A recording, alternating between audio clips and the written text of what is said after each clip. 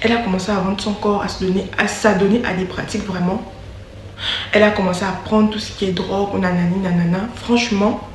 Et cela pendant 2 à 3 ans. 2 à 3 ans. Elle vivait chez la dame.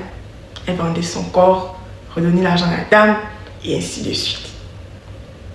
Jusqu'au jour où Mélanie, parce que bien sûr, moi aussi je lui ai dit que c'est bien beau de raconter, mais après, qu'est-ce qui s'est passé?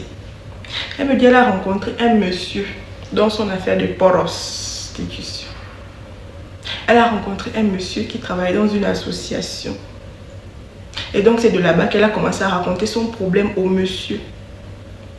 Et donc le monsieur a décidé de prendre en charge Mélanie. Comme vous entendez là, elle s'en est sortie. Et aujourd'hui elle me dit, Oracle, je ne regrette pas mon passé, mais je veux juste que tu partages cette histoire. Je ne vous rentre pas dans les détails parce que vous là, je ne veux pas, sinon ça va faire trop long. Je préfère couper.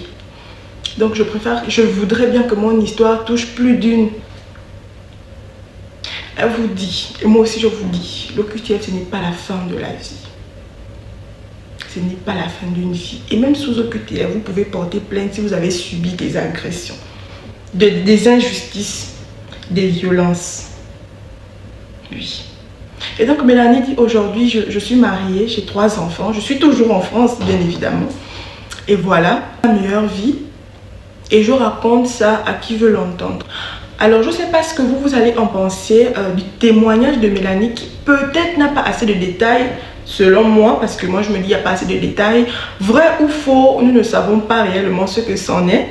Et donc du coup, je ne sais pas vous, ce que ça vous fait derrière l'écran, mais moi franchement je me suis toujours dit que il y a 75% de vérité dans les témoignages. Oui, peut-être même si ça peut être une histoire inventée par Mélanie, mais je ne pense pas que autant de choses, comment dirais-je, je ne sais pas, franchement, prenez soin de vous, c'est tout ce que j'ai à vous dire. Et voilà.